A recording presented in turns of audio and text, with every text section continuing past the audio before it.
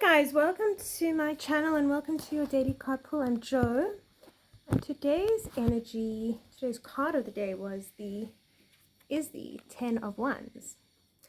And I want to offer you a bit of a different perspective that kind of completely changed my point of view on this card.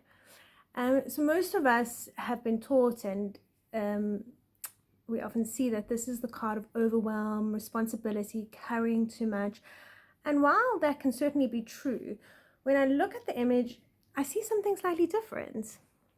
I don't actually see that the wands are heavy. In fact, I almost imagine they're trying to float away. And the effort isn't in lifting them. The effort is in like grounding them. You can see he's kind of like holding them down.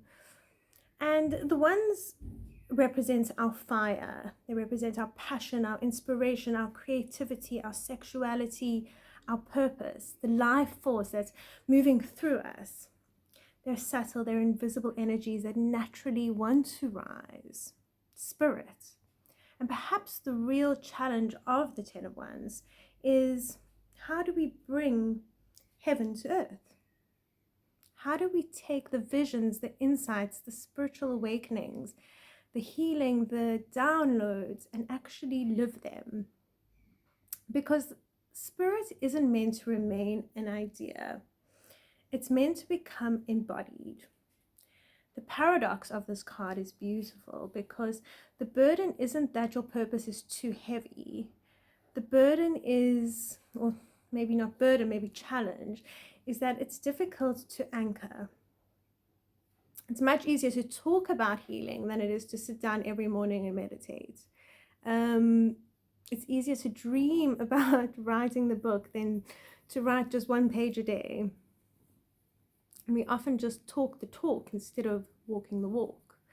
And it's easy to speak about kind of things like self-love than it is to actually choose ourselves when it feels uncomfortable.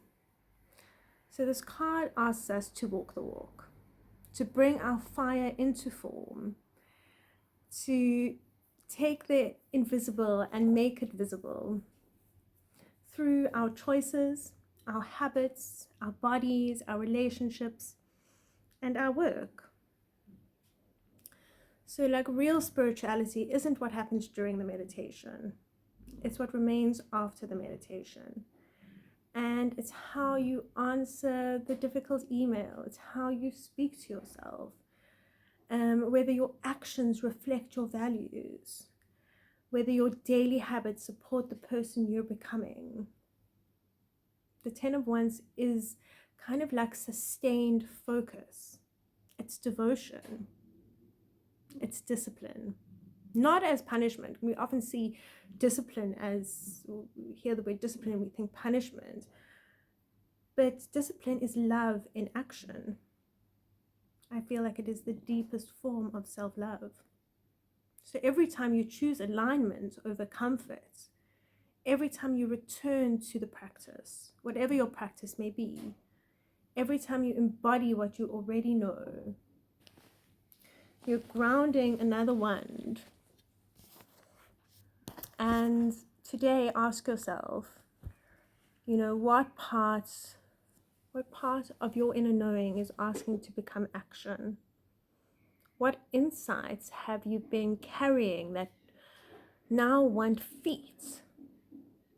What truth is ready to move through your body instead of remaining in your mind? Because the world doesn't just need awakened people. It needs embodied people. And people whose thoughts, words, habits, and actions all point in the same direction. True alignment. So ground your light. Bring it to this earth. Ground your passion. Ground your spirituality. The 10 of Wands reminds us that our purpose isn't simply to hold the fire. It's to bring it into this world. If you like this reading, please like the video and follow if you'd like more. Otherwise, I'll see you on the next video. Thank you for being here.